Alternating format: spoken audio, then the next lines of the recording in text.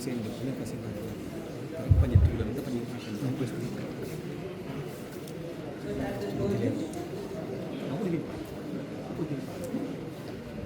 tarde a todos, bem-vindos. Vou pedir para vir à mesa para dar início a este evento o Sr. Embaixador de Portugal na Guiné-Bissau, Dr. Miguel Silvestre.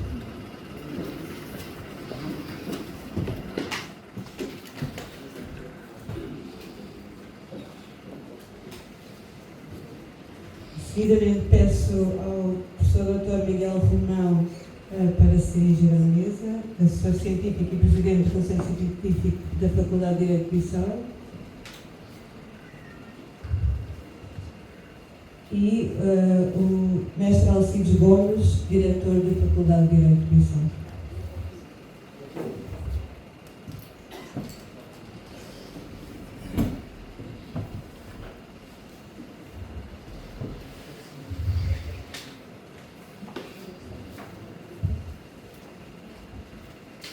Eu acho que isto, não sei se está a funcionar sim.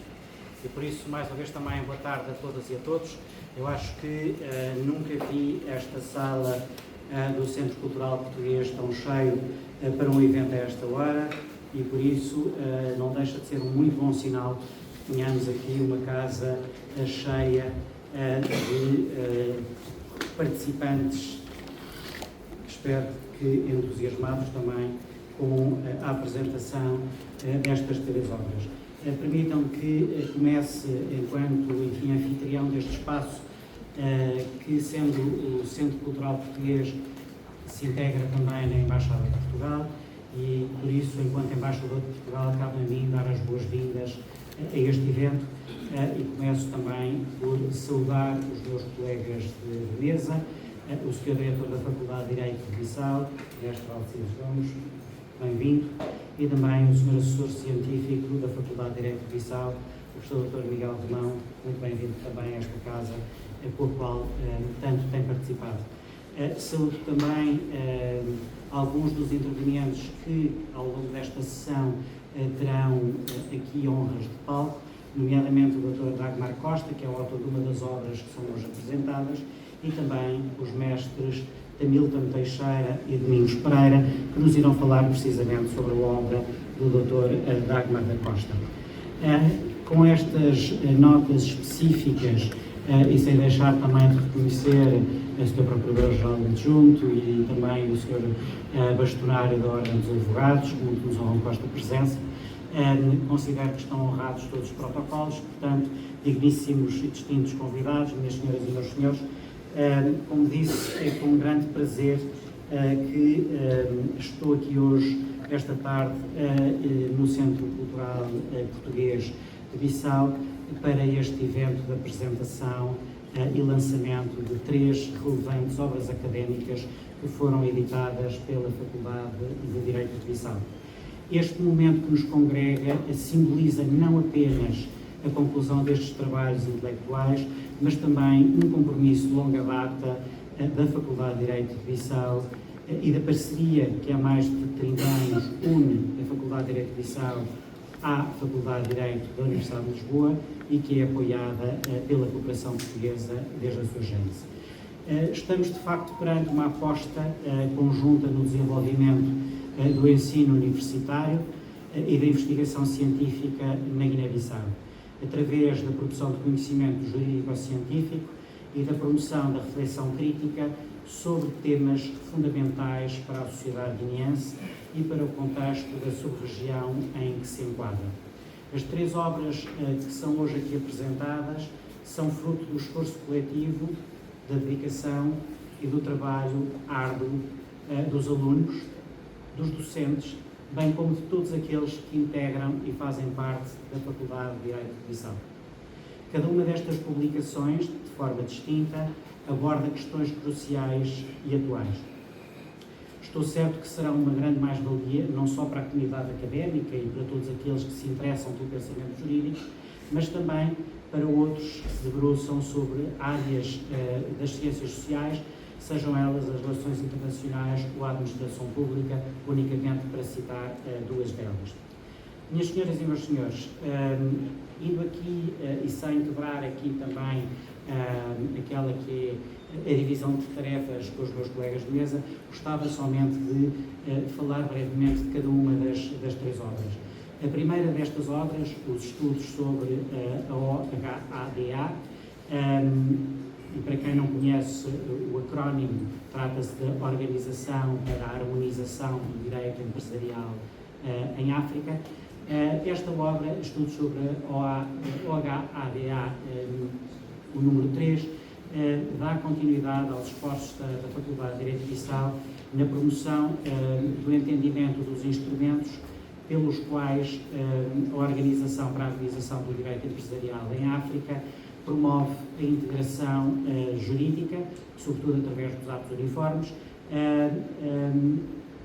mas também dos órgãos que estão encarregues de controlar a respectiva aplicação, supervisionar a instituição e responder aos desafios deste projeto de integração regional.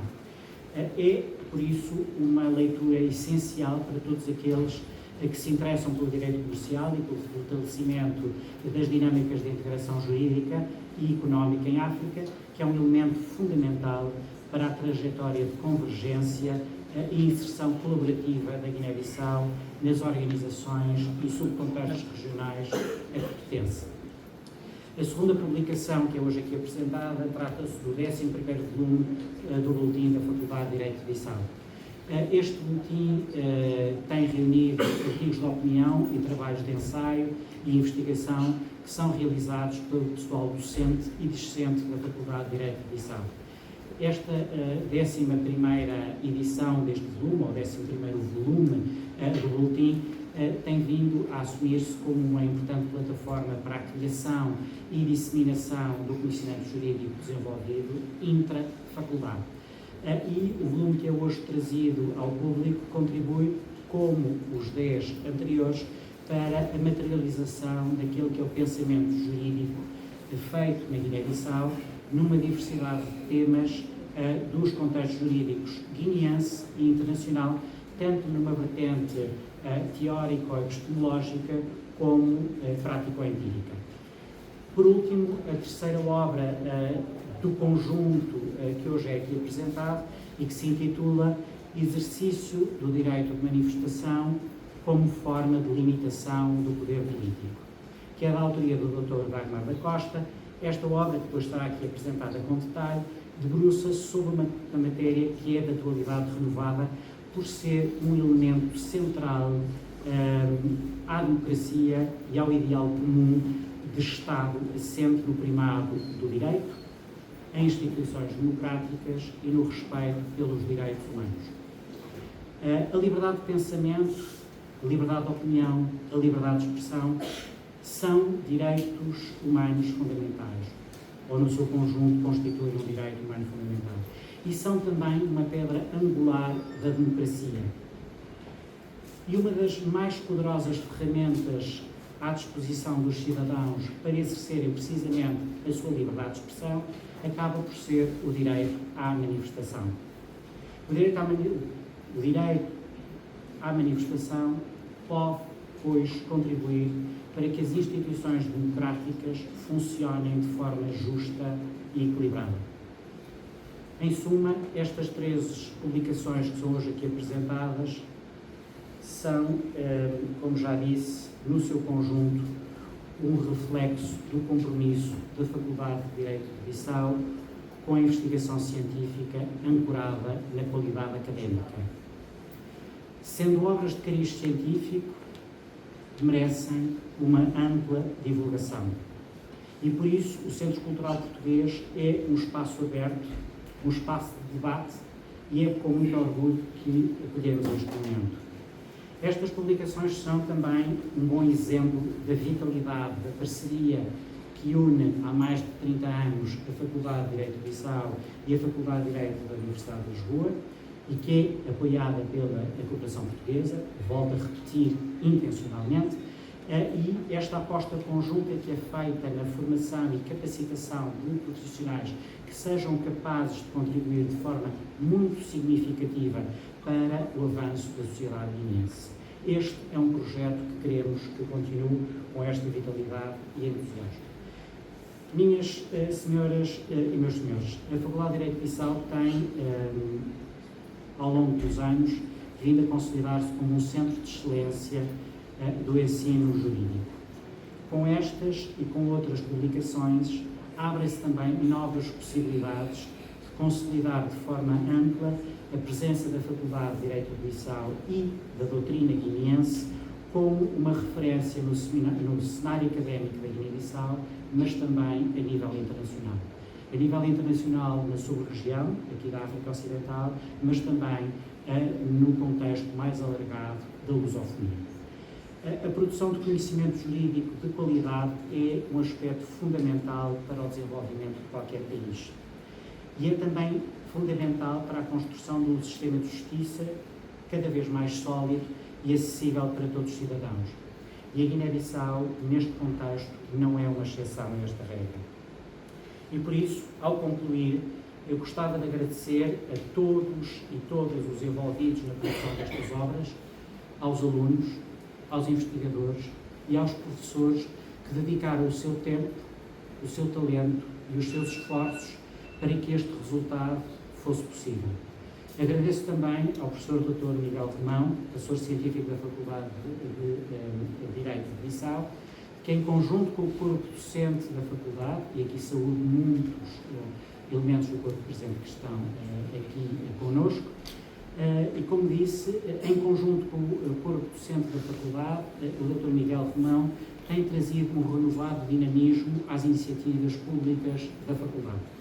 E estou certo que as obras que hoje são aqui lançadas vão contribuir de maneira muito significativa para o avanço da investigação jurídica e para enriquecer o debate público sobre temas que são fundamentais para a vida social e política.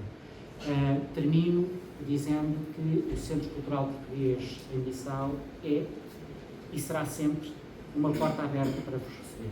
Muito obrigado pela vossa atenção.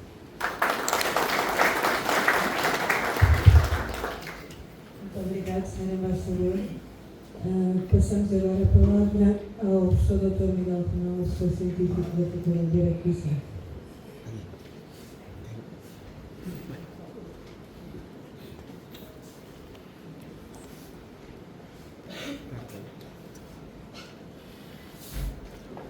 Muito obrigado.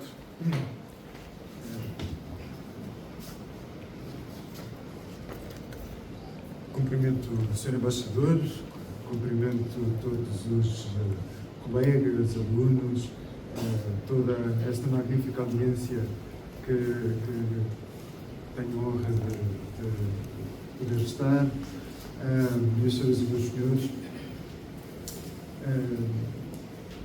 Sr. Embaixador, em primeiro lugar, uma palavra, eu serei muito breve, uma palavra de agradecimento pelo acolhimento do Centro Cultural Português desta iniciativa e, naturalmente, por toda a solidariedade institucional e todo o empenho que o Sr. Embaixador tem colocado junto da Faculdade de Direito de Bissau. Este é um momento que demonstra, por um lado, que as instituições são também as pessoas e as pessoas que são capazes de criar, pensar, escrever, oferecer o seu trabalho aos demais e à crítica pública e, com isso, fazer interessar outras pessoas também por temáticas que a Universidade necessariamente faz delas a sua matéria. E, portanto, as publicações científicas da Faculdade de Direito de Bissau são um exemplo da energia da Faculdade de Direito de Bissau, da energia dos seus professores, dos seus alunos, dos seus responsáveis também. E, portanto, é nesse sentido de oferta à crítica, oferta ao debate científico, oferta à comunidade, ao sistema de justiça, aos juristas guineenses. Também é esse o sentido que eu próprio gostaria de agradecer a colaboração e as intervenções de todos os autores que encontramos reunidos nos estudos neste volume dos estudos sobre a OADA, no último número do boletim da Faculdade de Direito de Bissau e, naturalmente, o trabalho de investigação do Dr. Dagmar da Costa, que aqui também nos traz hoje e a quem deixo uma palavra especial. Estes livros, como sabemos, foram publicados em Lisboa, na Faculdade de Direito da Universidade de Lisboa, e aqui estão a ser apresentados, dando também, desta perspectiva, continuidade à longa associação da Faculdade de Direito da Universidade de Lisboa com a Faculdade de Direito de Bissau. E aqui cabe-me também deixar uma palavra em relação aos meus colegas de Lisboa que trabalharam também na preparação destes trabalhos, destas obras, os meus antecessores, no lugar que eu, com grande alegria e entusiasmo, agora ocupo de assessor científico da Faculdade de Direito de Bissau, os meus colegas, professores Hugo Ramos Alves e Paulo Alves Pardal. Já me alonguei demasiado tempo, este é um tempo para autores, coisa que eu não sou nesta circunstância, um tempo apenas para também celebrarmos nestes minutos a marca da Faculdade de Direito de Bissau e a capacidade criativa, inventiva e de intervenção cívica dos seus professores, dos seus alunos e de toda esta comunidade académica. Muito obrigado.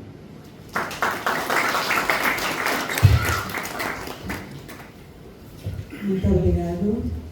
Passamos agora a palavra ao mestre Alcides Gomes, diretor da Faculdade de Direito de Bissau.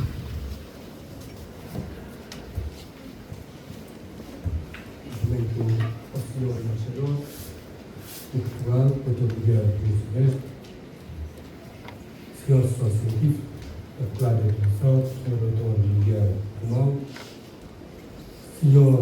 Vice-Procurador-Geral da República, ilustre bastonário das ordens de advogados, caros docentes, colegas, estudantes, familiares, minhas senhoras e meus senhores. Permitam-me, em primeiro lugar, agradecer à Embaixada de Portugal e ao Centro Cultural Português pela disponibilidade de sempre para com a Faculdade, nas atividades que a Faculdade organiza, porque estão sempre, mesmo quando solicitamos a última da hora, estão sempre abertos para nos apoiar e fazer com que as nossas intenções possam ser realizadas. Por isso, muito obrigado, Sr. Embaixador, Sra. Adira Cooperação, por todo este apoio.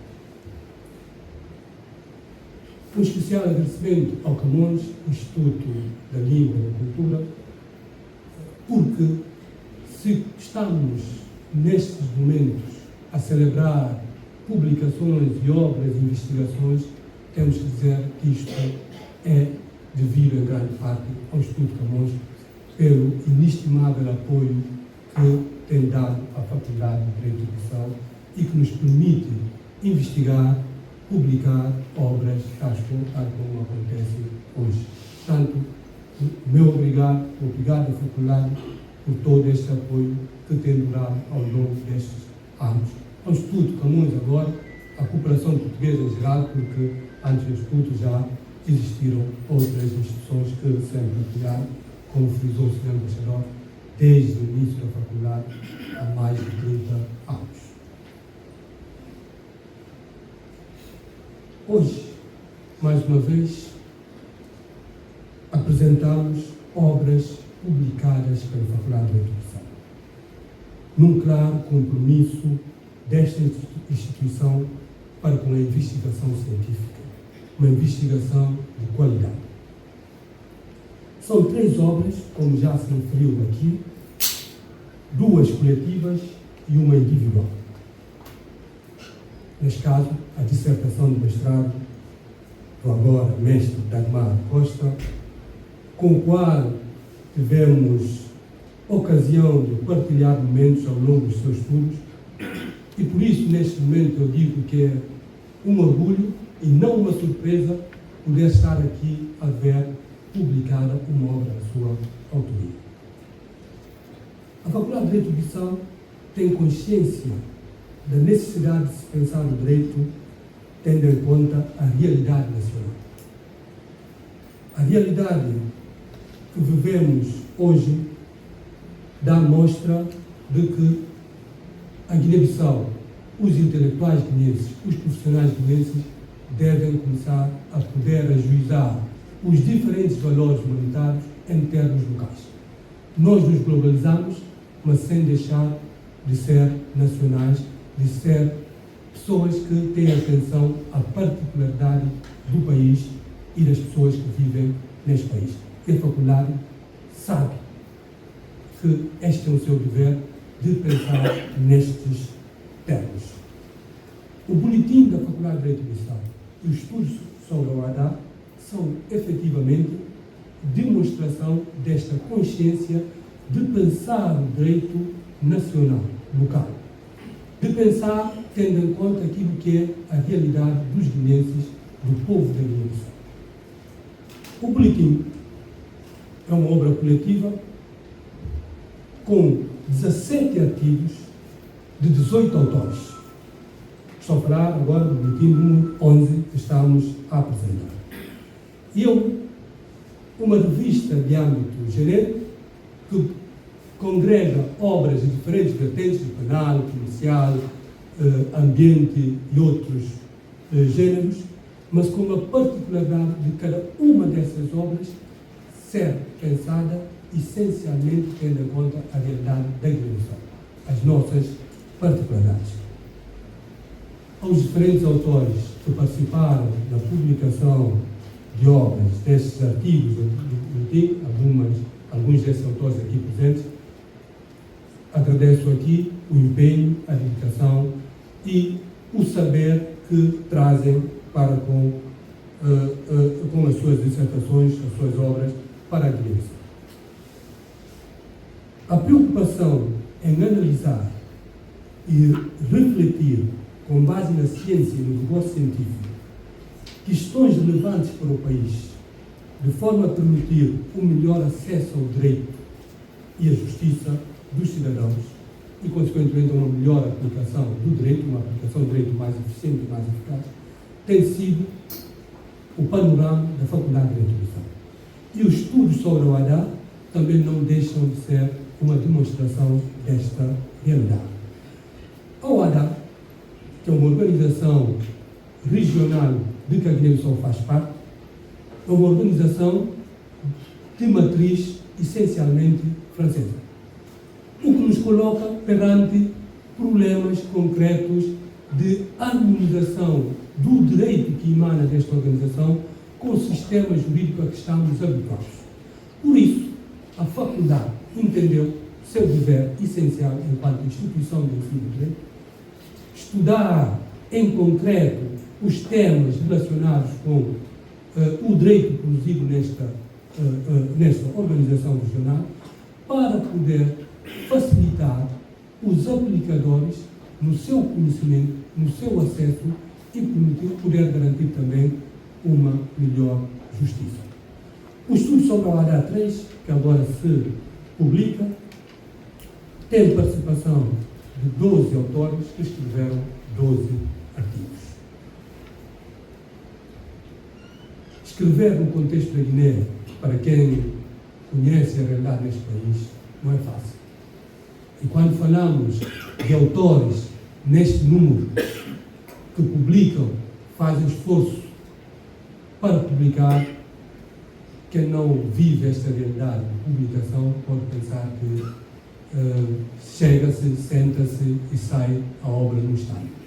São meses, são desafios, são aspectos que podíamos escrever noutros países em 2 semanas que temos que escrever aqui em meses porque não temos livros disponíveis, porque não temos paz suficiente para podermos fazer o nosso trabalho devidamente. Por isso, um apreço especial por todos os docentes da Faculdade de Educação que participam e têm participado nas diferentes obras, na publicação e investigação, para que a Faculdade possa efetivamente poder contribuir para o melhor conhecimento do direito no nosso país. A terceira obra, que aqui também se publica, já referido aqui, a dissertação de mestrado do mestre Dagmar Costa, a quem aproveito mais uma vez dizer que é com muito orgulho que temos hoje e eu participo nesta publicação. Ele saberá os motivos. Não só foi meu aluno, mas foi um aluno muito querido, sobretudo porque era um aluno excepcional no sentido de que era extremamente dedicado. Aquele que está na faculdade um dia inteiro a estudar para que possa ter sempre melhores resultados. E os resultados estão à vista com esta publicação desta obra. O tema, exercício do direito de manifestação como forma de limitação do poder político, é um tema que é atual. Mas não é atual pelo momento da Guiné-Bissau. É atual porque, em qualquer contexto democrático, o exercício do direito de manifestação será sempre atual. Portanto, podemos dizer, sem sombras para dúvidas, que já era atual no passado, é atual hoje e será atual no futuro. Justamente porque a qualidade da democracia também se mede com a forma do exercício dos direitos fundamentais, dentre elas o direito à manifestação. Não vou falar da obra, temos aqui 2 apresentações que se vão fazer a propósito e aproveito desde já também cumprimentar e agradecer aos apresentadores, aos mestres Domingos Pereira e Hamilton Teixeira. O autor quis que se fizesse estas 2 apresentações em 2 vertentes. Uma vertente jurídica, pelo mestre Domingos Pereira, e uma vertente sociológica, pelo mestre Hamilton Teixeira. E acho que faz todo o sentido podermos começar a conjugar o direito com outras ciências. Aliás, o direito conjuga-se naturalmente com outras ciências. E o direito só faz sentido quando podemos conjugá-lo com outras ciências. E é, por isso, fundamental estas 2 apresentações que vão-se fazer sobre a obra do mestre Dagmar Costa. A Guiné-Bissau, o mundo em geral, vive momentos desafiadores, tempos de desafios democráticos, desafios da democracia e da liberdade, onde estamos perante uma tensão permanente entre direitos dos cidadãos, nomeadamente o direito à manifestação, e a necessidade das forças políticas abafarem os protestos como forma de consolidar os seus poderes. Isto é uma realidade nossa, é uma realidade dos outros países. Não é um exclusivo da Guiné-Bissau. Por isso, o tema ganha importância enorme quando pensamos nesta realidade. Deixem-me dizer-vos que esta obra é a primeira que se publica dentro daquilo que é uma outra gama de estudos que a Faculdade se propôs fazer, que se designam estudos da Faculdade de Educação. Se repararem, nós temos o boletim da Faculdade de Educação, temos o estudo sobre o ADA, mas decidimos também, na altura, com o assessor científico que estava, o professor Hugo Ramos Santos, que era preciso começar a publicar teses de mestrado e de doutoramento de docentes da Faculdade de Educação e de antigos alunos da Faculdade de Educação, onde quer que estejam, onde quer que tenham feito o seu trabalho, desde que a obra tenha qualidade e rigor científico suficiente. Então, nós temos esta obra, Estudos FDB, que começa com esta publicação da tese sobre o exercício do direito de manifestação do mestre Dagmar Costa. Espero que brevemente possam sair mais outras 2 obras que já estão pagas, já estão na editora e que provavelmente ainda este ano teremos mais 2 obras no quadro desta nova gama, que são estudos FDM. Nós, com isso, também, quando decidimos que tinha que se fazer mais uma gama de publicações, era mais uma vez um compromisso para com a ciência, para com a academia e para com a investigação científica. Por isso, a faculdade, enquanto instituição de ensino de direito, está comprometida com o rigor científico, com o rigor e a verdade académica. E as obras que patrocinamos são todas obras que apresentam este rigor científico e esta verdade académica e científica. Todas as obras que aqui apresentamos, o estudo sobre a Ará, volume 3, o boletim da Faculdade de Direito de Sal, número 11, e a tese de mestrado de Dagmar Costa, relativo ao exercício do direito de manifestação, fazem uma análise profunda e detalhada de questões jurídicas relevantes ao país. E têm em conta a inserção da Guiné-Bissau no mundo global, mas sem descurar que a Guiné-Bissau é uma realidade única e sempre será uma realidade. Por isso, convido-vos a todos a adquirirem as obras e a embarcar na leitura e deixar-se envolver pelas ideias, argumentos que trazem os diferentes autores nos diferentes escritos que estão nas obras, nas 2 coletivas e na tese do mestre Dagmar. Última palavra, caros senhores, senhoras, nunca se esqueçam que o livro é um farol de esperança e um guia de ação para todos nós. E por isso o livro deve ser sempre valorizado. E valorizemos estes e mais outros, sobretudo quando tem do rigor científico. Muito obrigado.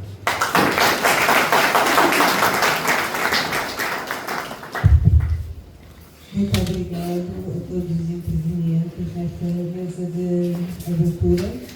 Vou pedir aos mesmos que se desloquem novamente para os seus lugares para darmos início à segunda parte desta sessão. Explicações, que aliás tem como uma imagem de marca muito particular o reproduzirem os panos de pente, e este aqui está quase mimetizado com a mesa. E portanto aqui fica a senhora diretora a falar com fica a senhora diretora com o outro, e fica eu com o outro, e agora tem aqui as cores também do Camões. Portanto, estas são as 3 obras que hoje vão aqui ser apresentadas publicamente e que agora ouviremos falar em particular desta. Obrigado.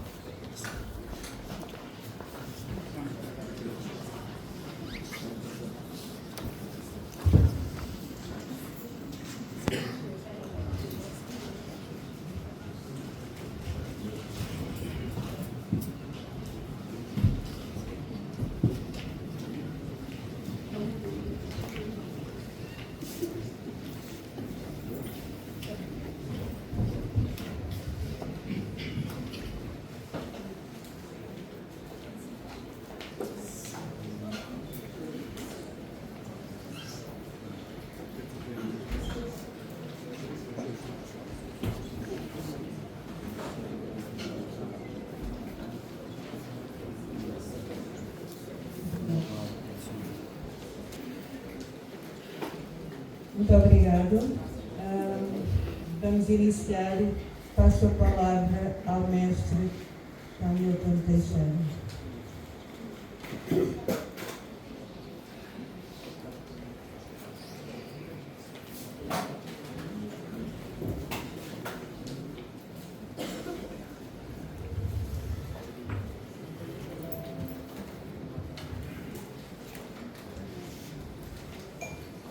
Peço desculpa, vamos iniciar com o mestre Domingos Pereira.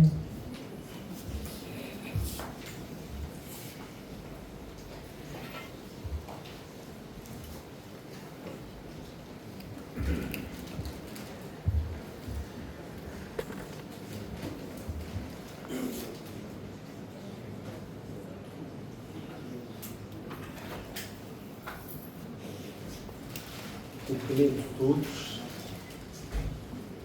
Uma palavra de agradecimento que vou ter que reiterar mesmo ao Senhor Embaixador de Portugal pela hospitalidade com que estamos a ser acolhidos neste centro. Cumprimento também todos os ilustres convidados para esta solenidade que, com pretexto da mais elevada consideração e respeito, e que vieram emprestar o brilho da sua presença a este evento. Penso que há coisa de um mês e meio, que o Dagmar convidou-me para servir de apresentador desta obra. Eu, sem pensar muito, disse-lhe que sim. Depois pus-me a pensar.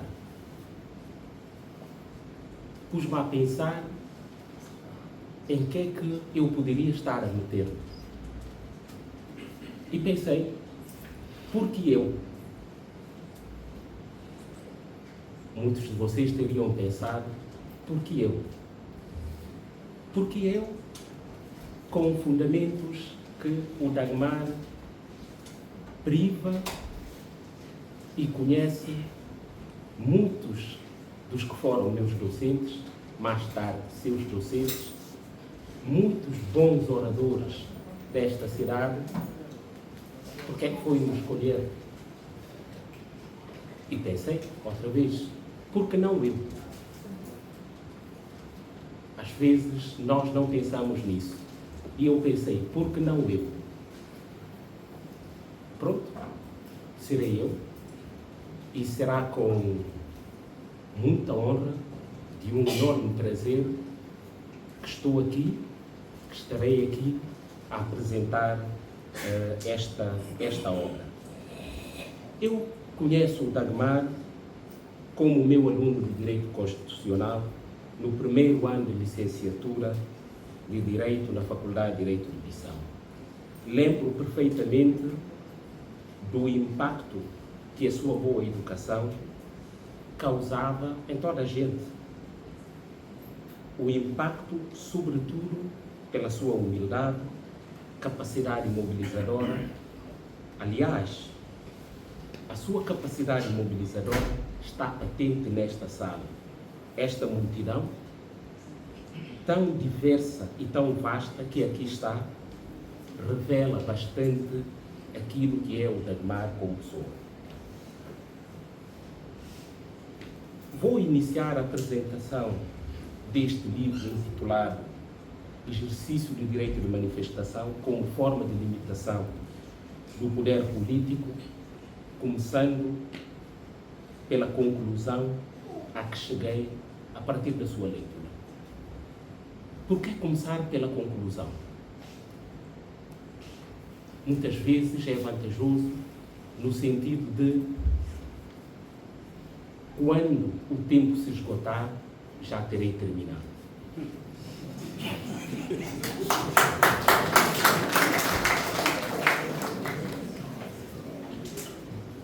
Mas a conclusão é a seguinte: esta obra não é contra ninguém. Ela é a favor de toda a gente. Eu costumo dizer aos meus alunos, não comecem pela conclusão, porque depois é difícil sustentar. Eu não terei dificuldades em sustentar, está ali a obra. Passado dias, vocês poderão me encontrar na cidade e falaremos sobre a sustentabilidade ou não desta afirmação.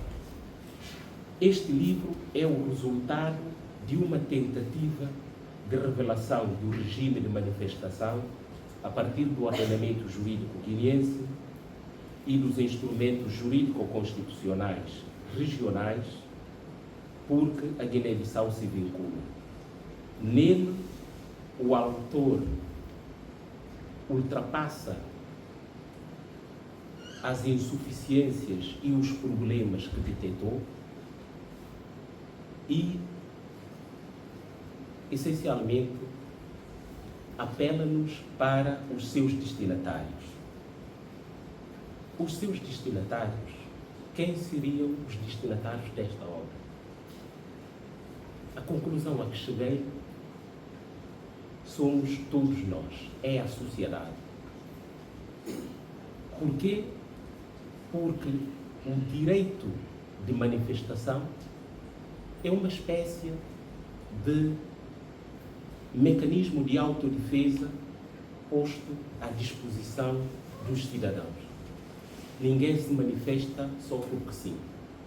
Nós manifestamos para exigir algo. Nós manifestamos para exigir a reparação de algo.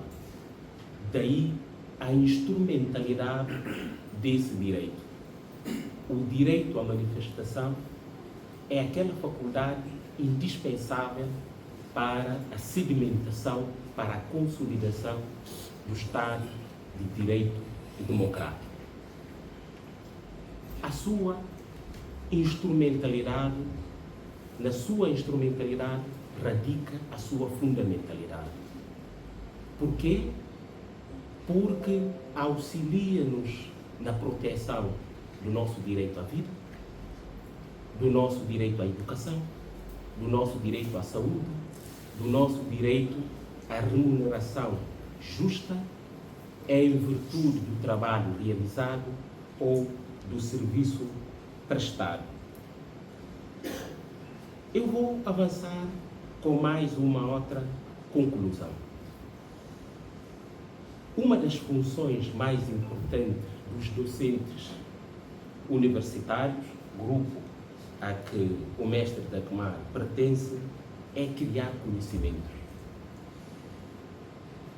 Mas os conhecimentos que se criam nas universidades, que se criam nas faculdades, não devem ficar apenas dentro dos limites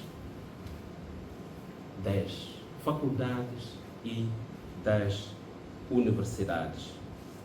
Estes conhecimentos têm de ser partilhados com a sociedade e é exatamente isso que o Dagmar, com este evento de hoje, pretende realizar.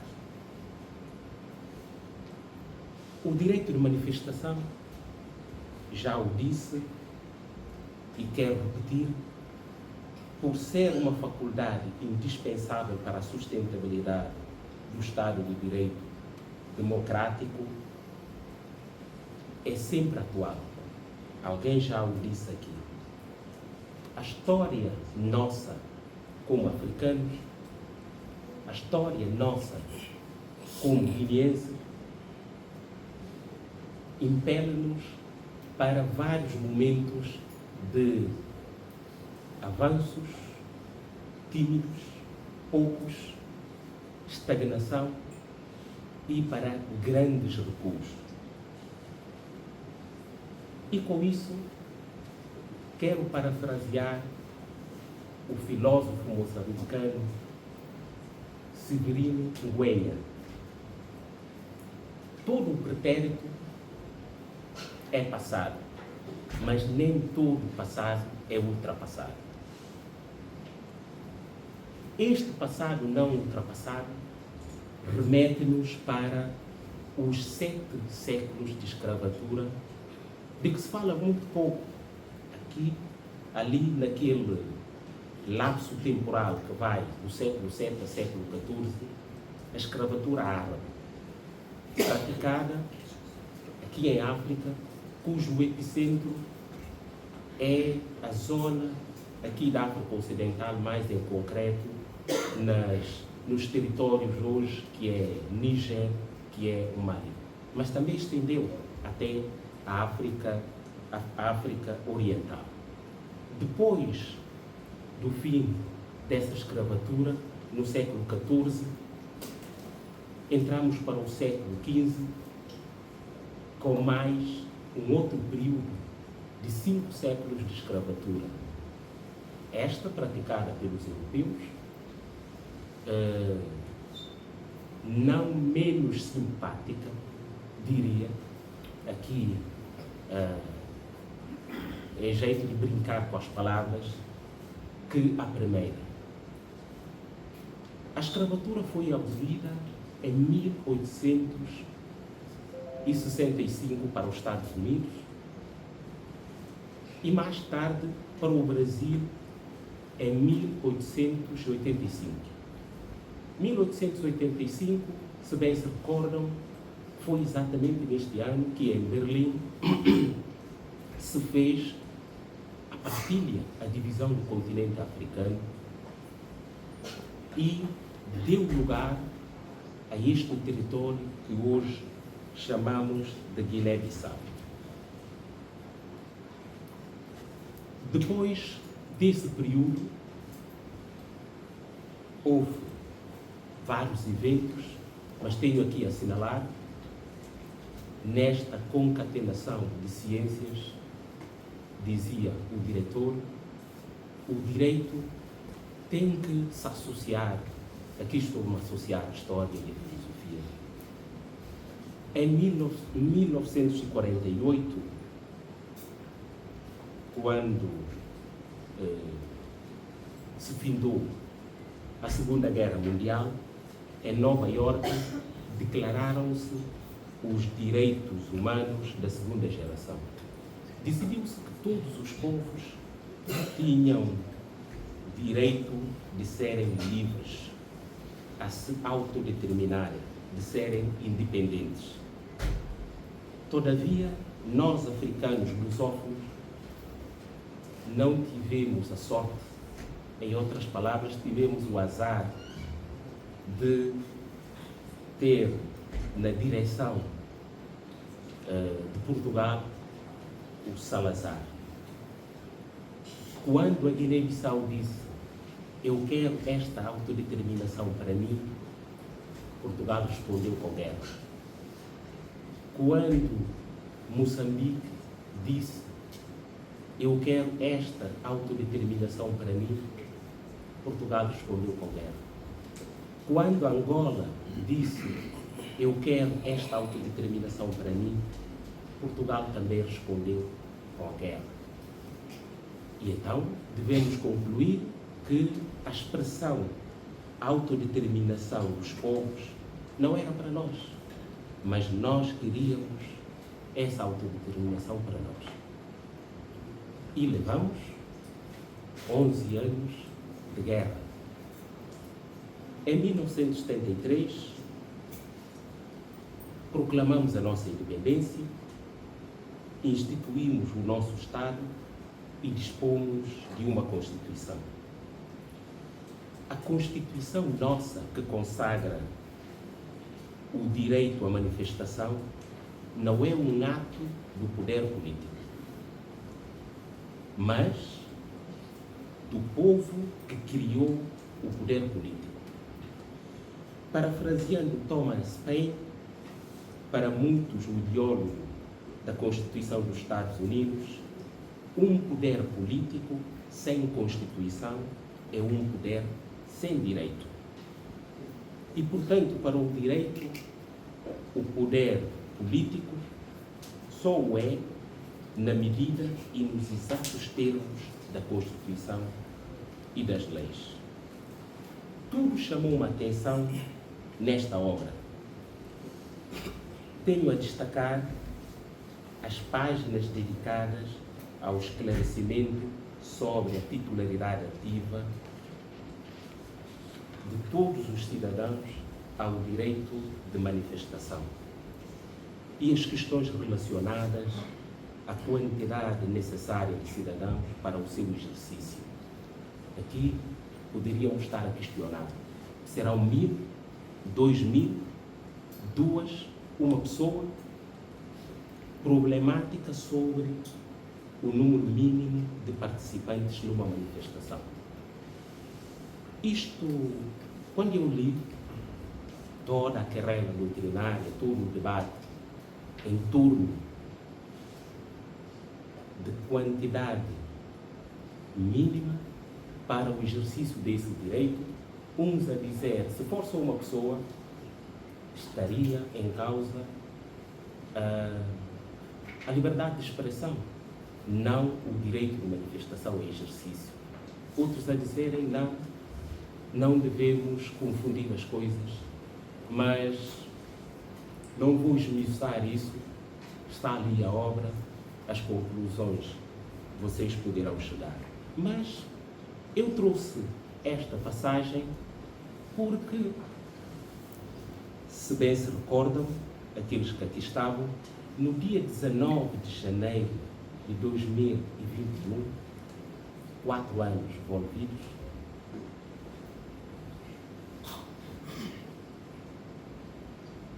eu dei com uma notícia de um jovem, estive a pesquisar para ter mais informações, que se chamava, julgo que ainda se chama, Antônio Pereira, protagonizou aquilo que a mídia chamou de vigília solitária. Em frente ao Ministério da Educação, impunha um cartaz em que dizia, em crioulo, "Misti vai à escola, suma bom filhos". Reclamo para mim o direito à educação em igualdade de circunstâncias com os vossos filhos. Filhos de quem? De quem se dirige a obrigação de promover o direito à educação, que não estava a fazer o seu trabalho. Um outro acontecimento também chamou-me a atenção. Quando, a 9 de março de 2017, um grupo de cidadãos que se autodenominou o Movimento Cidadão, ou Movimento do Cidadão, promoveu uma manifestação e tudo bem, até aqui, e nessa manifestação tomaram parte membros do governo, no ativo. É necessário esse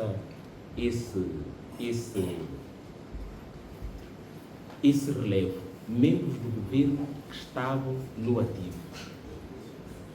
E alguns deputados. Mas o que me inquietou mais foi a presença de membros do governo. Qual era o objetivo da manifestação? Exigir do presidente da Assembleia Nacional Popular a reabertura do hemiciclo.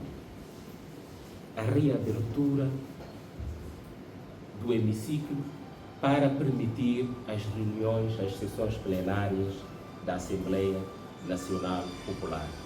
Portanto, eu trouxe isso para a reflexão, mas o autor, na sua obra, quando fala da titularidade ativa desse direito e da titularidade passiva, isto é, aqueles que devem criar condições para que se realize a manifestação, se vocês forem ler e refletir, nas entrelinhas encontrarão a resposta. Mas aquilo que mais me chamou a atenção nesta obra é a preocupação do Dagmar em trazer à tona de forma ampla as teorias e os debates doutrinários em torno do conteúdo do direito de manifestação, numa perspectiva multinível, tanto a nível normativo quanto institucional. A partir da consagração do direito de manifestação na Constituição e na Lei 3/93, 3 de abril, a Lei de Liberdade de Manifestação, ainda nos instrumentos internacionais, como são casos da Declaração Universal dos Direitos do Homem, do Pacto Internacional de Direitos Civis e Políticos e da Carta Africana dos direitos do homem e dos povos. É a forma, um outro aspecto que mais me chamou a atenção, é a forma corajosa como o Dagmar põe a nu a inércia dos tribunais face à tutela do exercício do direito de manifestação. Qualquer cidadão, qualquer juiz que se dá ao respeito, há um momento em que se confronta com a ideia de justiça. O direito fez da justiça a base para a construção do seu edifício. E os grandes obreiros desse edifício são sem sombra de dúvida os juízes, com a sua jurisprudência. Quando os tribunais se furtam a essa responsabilidade, a sua existência deixa de fazer sentido. Para realidades como nossas, os juízes deveriam dormir de olhos abertos, porque temos enunciados normativos em abundância e temos práticas normativas em deficiência. Há uma distância enorme entre o que se declara e o que se pratica.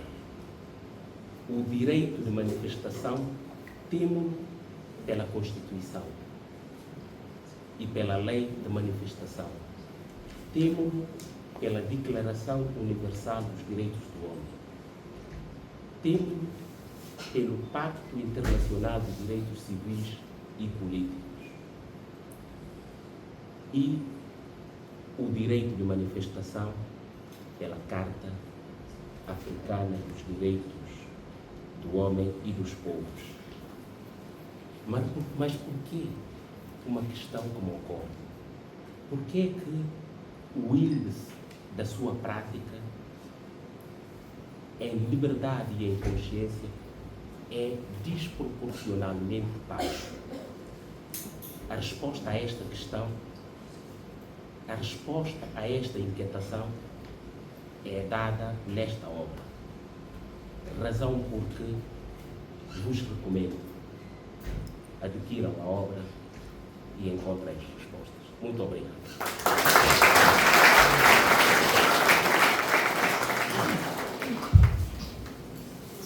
Muito obrigada.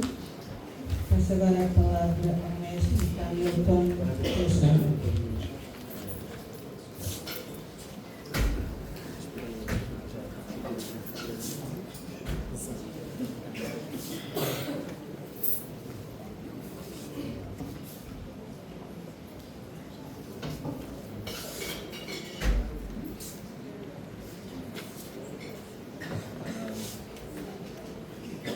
Boa tarde a todos.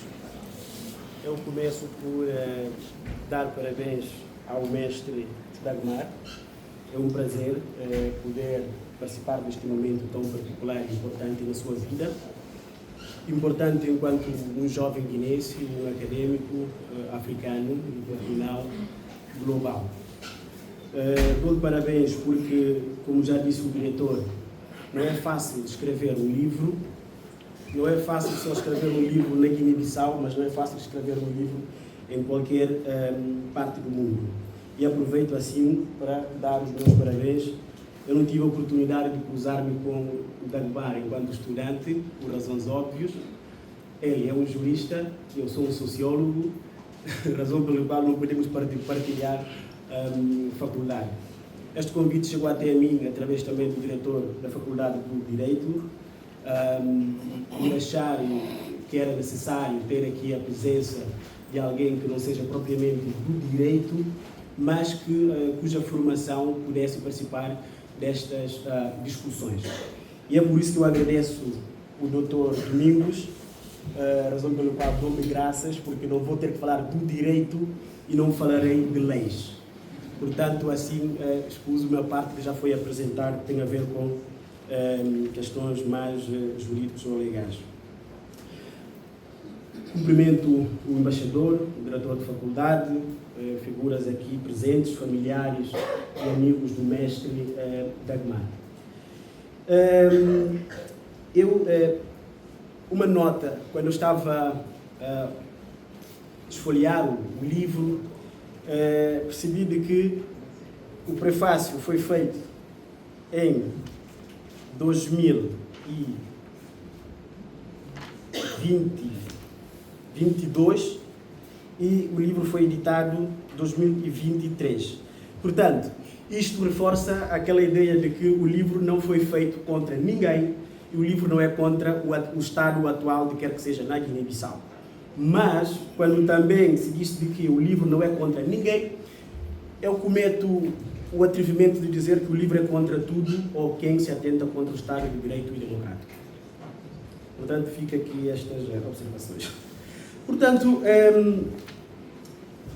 eu li este livro sob uma perspectiva, já foi dito aqui, sociológico ou político, para dizer de que o que achei mais interessante do livro está dividido em 3 partes.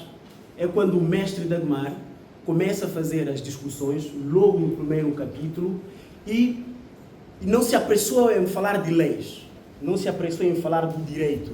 Eu confesso aqui que é uma acusação que nós, geralmente das ciências sociais, nomeadamente da sociologia, fazemos acusações a quem é do direito, que vocês são muito normativos.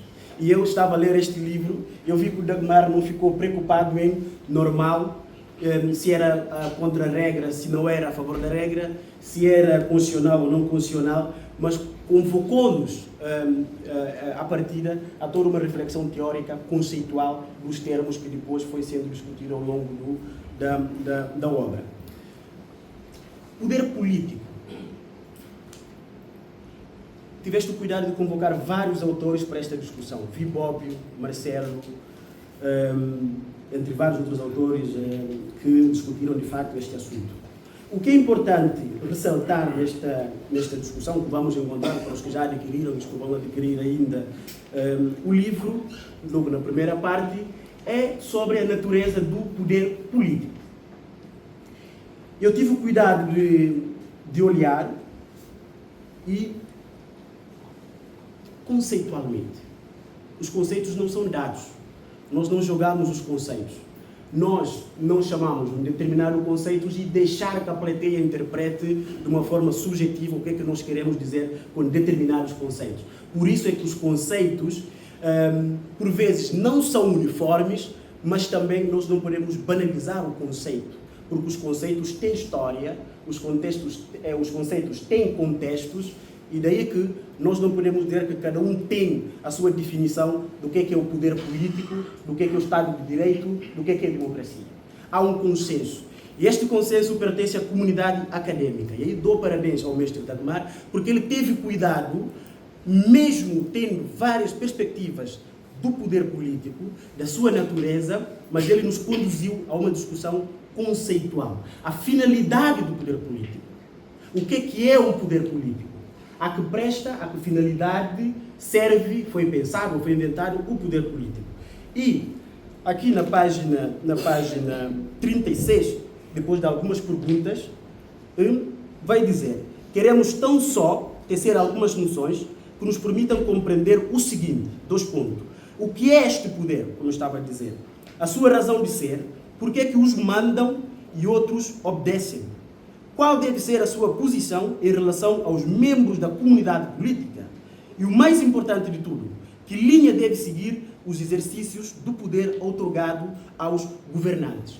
Isto nos remete à discussão clássica, seja do poder político, do Estado. Isto nos remete de uma forma direta ou indireta à origem do Estado, à discussão dos contratualistas, que tiveste o cuidado aqui de trazer a sua discussão, sobre para que serve o Estado e para que serve o poder político que o Estado possa passar a exercer a partir dos governantes. Isto está aqui patente no livro, na obra. A minha questão é, quando não se compreende a finalidade do poder político, quando não se compreende a origem do poder político, quando não se compreende por que razão foi outorgado aos governantes o direito de governar, não se pode dirigir o Estado. Eu sei que não disseste aqui algumas coisas por cuidado meramente acadêmico, mas ficou muito latente e ficou muito óbvio. O poder emana do povo e em seu nome deve ser exercido. Então, se nós fundarmos em 1973 um Estado, podemos fazer as discussões que quisermos fazer. O Estado que nós fundamos em 73 é um Estado weberiano, com todo o aparato e o aparelho de um Estado moderno. Portanto, essa discussão que aqui está latente, de que apenas há esse governo que governa em nome do Estado, mas governa principalmente em nome daqueles que legaram do poder de governar, só pode fazer o uso legítimo da violência dentro dos limites da lei e do direito. Para verem que eu não sou tão inocente do direito assim. Portanto, quando Weber nos disse de que apenas ao Estado cabe e compete unicamente fazer o uso da violência, em nenhum momento, ele disse de que esse poder pode ser usado para um outro fim, para uma outra finalidade, para os outros interesses, que não seja a de dirimir o conflito. Ou seja, quando o Estado vai fazer o uso da violência, que o direito lhe dá de fazer o uso de forma legítima, não é interesse de uma pessoa, ainda que sabemos que são pessoas que dirigem o Estado. É em nome do Estado que a violência pode ser exercida. Mas não é violência num outro sentido. É violência no sentido de estancar uma outra violência que pode levar à convulsão social. É assim que nós aprendemos na sociologia, com Weber. Portanto, acho que esta é a compreensão, porque Weber não falou da teoria do monopólio de violência para a sociologia, para a filosofia, para a química, para a matemática. É uma única teoria que se utiliza nas ciências políticas, no direito e em qualquer outra área afins. Condições e contexto do uso da violência. Portanto, eu acho que por livro estar dividido em 3 partes, e esta primeira parte eu estava a falar com Dagmar antes de subirmos para a mesa, de que o primeiro capítulo é onde eu me sinto à vontade, porque o restante dos capítulos vai falar do direito e da lei. Eu tive o cuidado de ler, porque não se lê a obra pela metade, mas como dizia alguém, de que o livro é quando nós folhearmos a última página, a sensação que fica, a vontade que fica. E qual é a sensação que eu fiquei quando terminei de ler este livro? E aí talvez uma provocação ao autor, uma provocação amiga, porque por mais que nós recorrermos ao Aristóteles para falar da República, por mais que recorrermos ao Bobbio, por mais que recorrermos ao Caetano e os outros autores da teoria do Estado, quando estamos a localizar o debate, já disse aqui o diretor, nós precisamos ter o cuidado que esse debate está muito bem localizado, esta é a minha provocação, de trazer este debate ao encontro de algo que é originalmente e localmente nosso. O nosso Estado, por mais que nós adotamos o modelo do Estado weberiano a partir de 73, com polícia, tribunais, juízes, advogados, cidadãos, etc., nós não temos que esquecer que um Estado é um fruto de uma imaginação política. Neste caso, de Amílcar Cabral. Portanto, Guiné-Bissau é um produto político de Amílcar Cabral, ponto. Então, o que é que se pressupõe esse Estado pensado e idealizado por Amílcar Cabral que vai chegar à independência em 73? Tu concordaste com Amílcar Cabral, embora não citaste Cabral aqui. Porque o direito à manifestação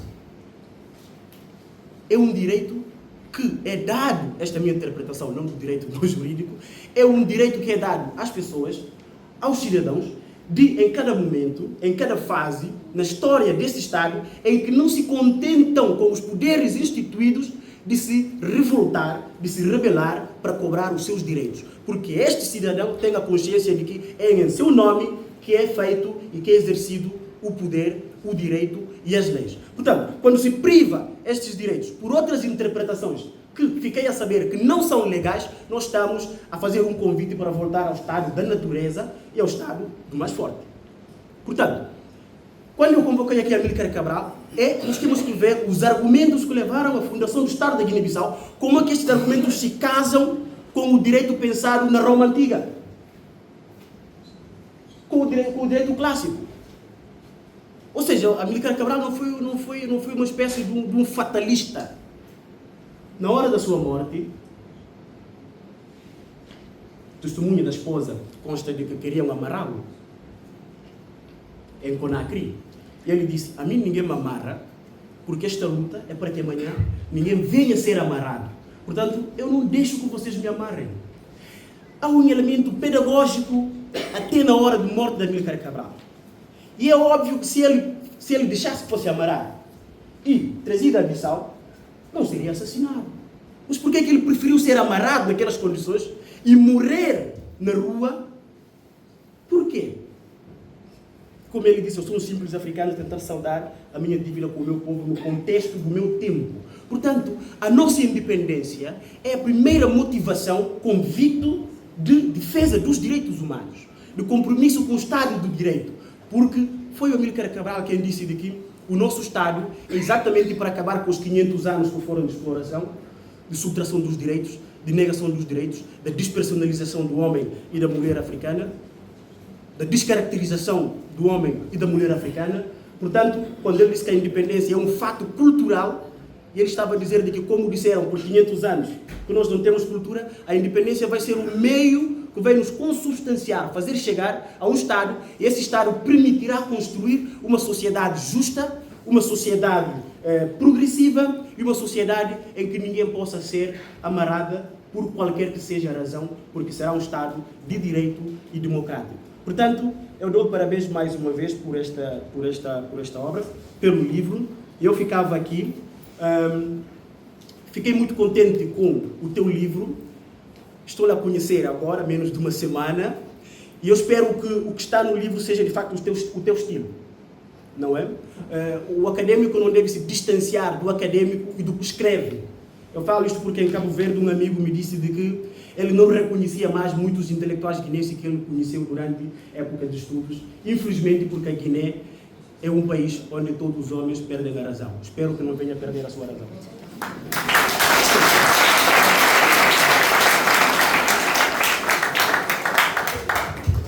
Muito obrigado. Infelizmente, o Sr. Embaixador de Portugal terá que se ausentar agora, tem uma deslocação ao aeroporto para receber a Presidente do Instituto Camões e lamenta não poder ficar mais tempo. Passo agora a palavra ao autor desta obra, o mestre Dagmar da Costa.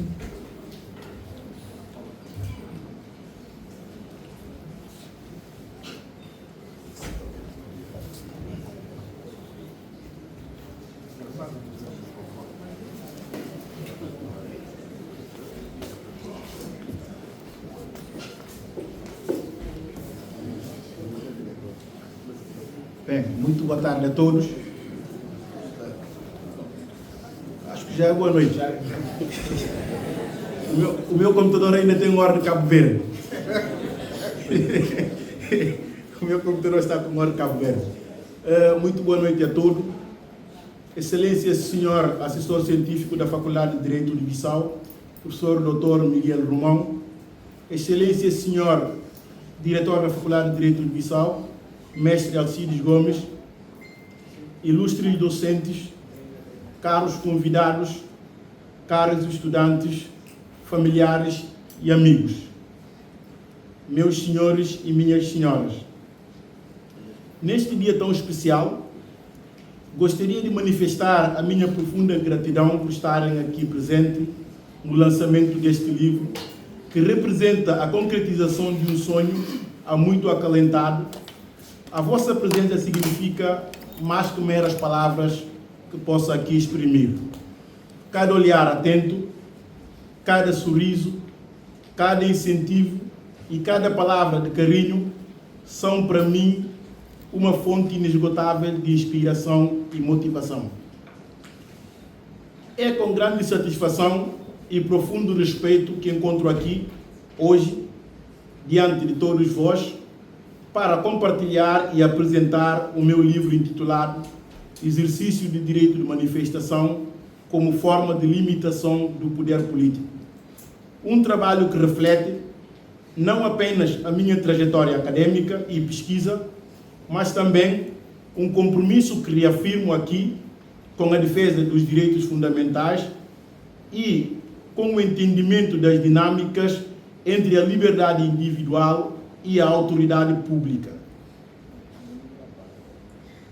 Com este livro, como o título sugere, e tiveram a ocasião de ouvir nas apresentações ora feita, analisa o direito de manifestação sob uma ótica essencial, a sua função como limitador do poder político. Vivemos em tempo no qual, mais do que nunca, é necessário entender que a democracia não se restringe ao ato de voto, mas se expande por meio da expressão, do protesto e da reivindicação. Direito de manifestação é, antes de mais nada, uma das mais poderosas ferramentas para o exercício pleno da cidadania. E, ao mesmo tempo, é um dos pilares mais desafiadores da relação entre os cidadãos e o Estado. Apesar disso, de forma inequívoca, queremos deixar claro que esta obra não tem missão principal para dar resposta conjuntural ao Estado de direito de manifestação e o seu exercício atual. Aliás, foi referido aqui pelo diretor da faculdade, também para os ilustres apresentadores. Mas, muito pelo contrário, apresenta este direito como uma liberdade útil no passado, no presente e, naturalmente, no futuro para as sociedades democráticas, por ser uma arma ao alcance do povo para alicerçar e fortalecer a democracia em todas as suas dimensões. O direito de manifestação oferece um espaço público para o exercício da cidadania ativa, onde cada um se sente como parte integrante e dá a sua contribuição. Neste trabalho, refletimos sobre o direito de manifestação como um instrumento de controle sobre o poder político, uma forma de equilibrar o exercício da autoridade pública com a necessidade de garantir a liberdade individual.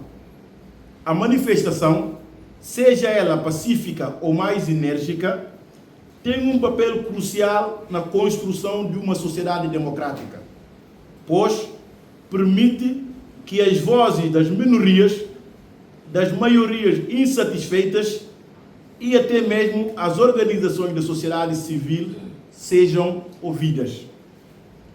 Ela não apenas denuncia, mas também propõe, exige e busca as transformações. O que procuramos entender ao longo do estudo aqui exposto é como as limitações do poder político é tão essencial para a preservação da liberdade, podem ser efetivamente garantidas a partir ou por meio deste direito. Ao longo dos capítulos, analiso diferentes debates teóricos, jurisprudências, normas constitucionais, infraconstitucionais, as convenções internacionais e os exemplos práticos de manifestação ao longo da história que marcam e marcaram os momentos decisivos da mudança social e político.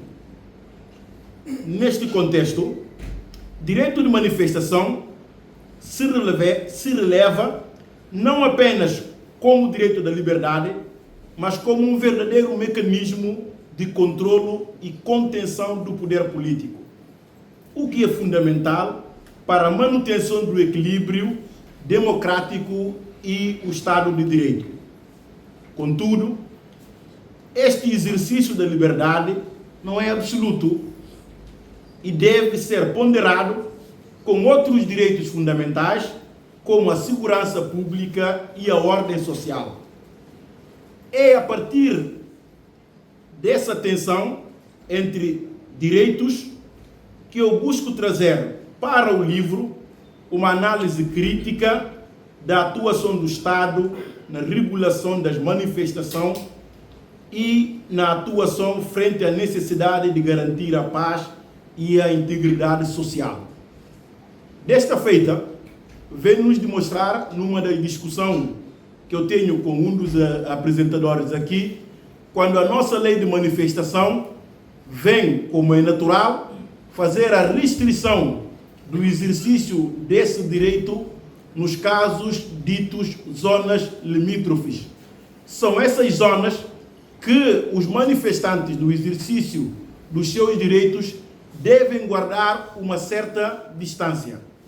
Isto para demonstrar que, apesar do que estamos a viver hoje sobre o exercício do direito de manifestação, o seu constrangimento começou da própria lei da manifestação.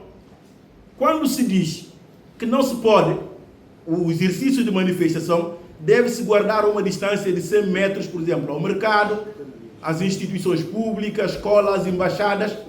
Vamos pensar na nossa cidade de Bissau. Se eu me afastar do mercado, vou me aproximar da Assembleia Nacional. Então tenho também 100 metros ali que eu devo guardar. Então a perspectiva do nosso legislador, desde os anos 92, é mesmo afunilar a manifestação para as artérias mais longínquas da cidade ou efetivamente mandar os manifestantes a pregarem-se no deserto. Então,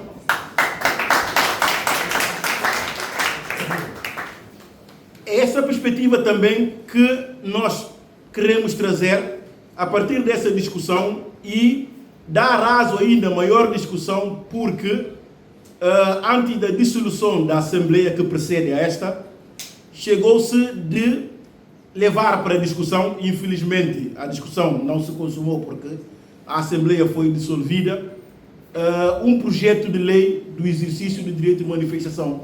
Então, o legislador é convidado nessas perspectivas para tomarem atenção esses pormenores, que é muito importante e fundamental para o exercício efetivo de direito de manifestação.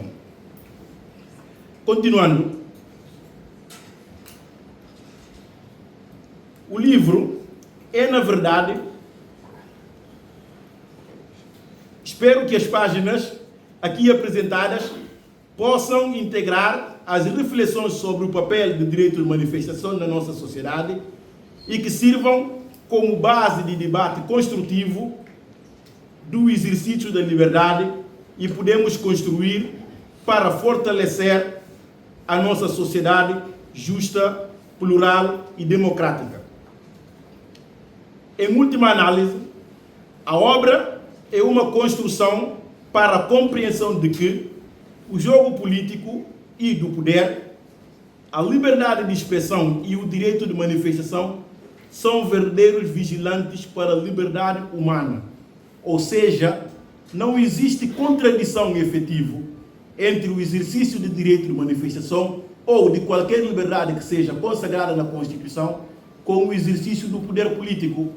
Porque, como poderão depois analisar nas primeiras páginas da obra, o poder político é instituído essencialmente para garantir o exercício dessas liberdades. E quando o direito nega as pessoas, ou seja, quando o poder político nega às pessoas essas liberdades, é como se o poder político está a negar a si mesmo, porque é o exercício dessas liberdades que, no fundo, legitima o exercício destes direitos. Não vou alongar tanto, porque já se falou tanto do livro. Se eu continuar, talvez não me vão comprar.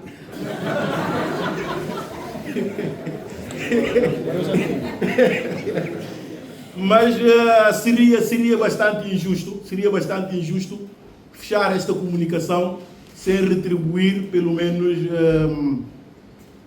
as minhas gratidões para com as pessoas que trabalharam de forma afincada para eu pelo menos ter a oportunidade de ter esta sala como está hoje e também ter esta obra. Por isso, eu começava aqui por agradecer aos meus docentes, pessoas que acreditaram no meu potencial. Eu lembro-me quando em 2011 cheguei à Faculdade de Direito de Bissau, lembro quem eu era e também em 2017 lembro da pessoa que eu era também ao sair da faculdade. Então, são duas pessoas diferentes e isso graças ao grande esforço dos meus docentes que aqui agradeço no fundo do coração. Também, esse esforço vosso acaba por ser reconhecido na outra parte, por exemplo, quando cheguei a Cabo Verde para o estudo, reconheceram o esforço dos docentes da Faculdade de Direito de Bissau. Isto para mim é um motivo de grande satisfação daquilo que têm trabalhado ao longo deste tempo. Eu também quero aqui agradecer os meus colegas da turma que estão aqui. São pessoas que me ajudaram bastante a crescer. Nessa altura deram-me algumas tarefas, não é? E essas tarefas permitem-me superar algumas dificuldades, por isso agradeço-vos aqui no fundo do coração por aquilo que têm feito para o meu crescimento pessoal e acadêmico. A minha família, como não podia deixar de ser, que são pilares muito essencial, desde a primeira hora pelo amparo e na altura também que deslocava a Cabo Verde, estavam sempre presentes e dão essa ajuda para hoje, pelo menos, podermos estar aqui. Agradeço aos meus pais que aqui estão presentes. E neste agradecimento, vamos permitir fazer um parêntese para render justa homenagem a uma pessoa que é muito importante para mim, é a fonte de inspiração, que é o meu irmão mais novo, aqui presente, Alfredo. É a pessoa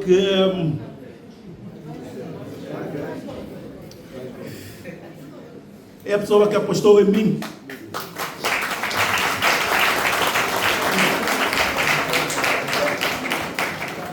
Ao começar a trabalhar, ainda com escassos rendimentos, mas alocou esses rendimentos para a minha formação.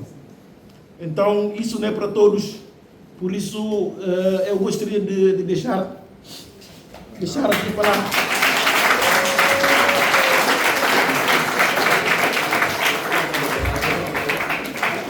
Palavras de apreço para a Duca.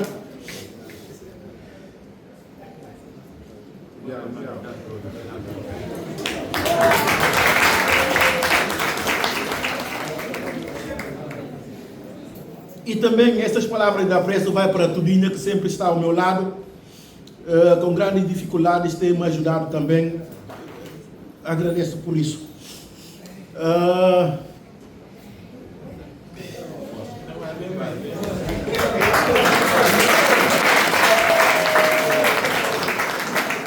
Outro agradecimento especial vai para... Já agradeci os meus professores, mas tenho a obrigação de destacar alguns aqui que num momento muito complicado, pelo menos que eu considero na minha vida, me deram amparo.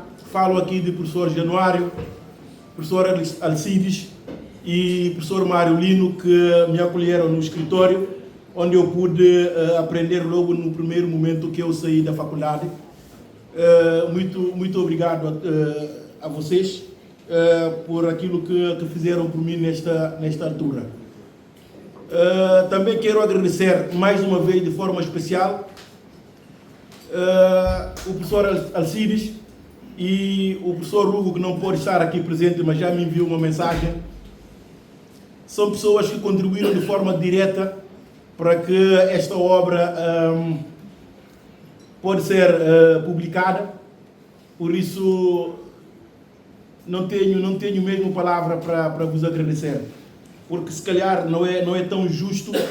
Eu, ao sair de casa, a minha caneta caiu, alguém alertou-me para apanhar a caneta e eu disse-lhe obrigado. E se essa pessoa merece obrigado, aquilo que fizeram também não pode merecer obrigado.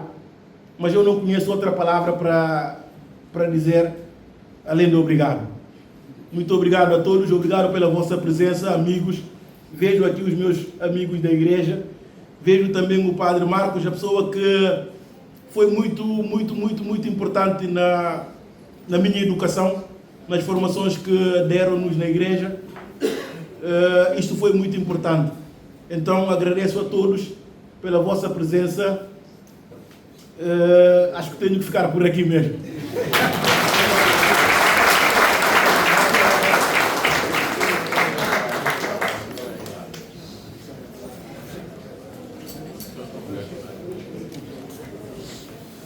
Pode agradecer. Não vou pedir o Cabo Verde.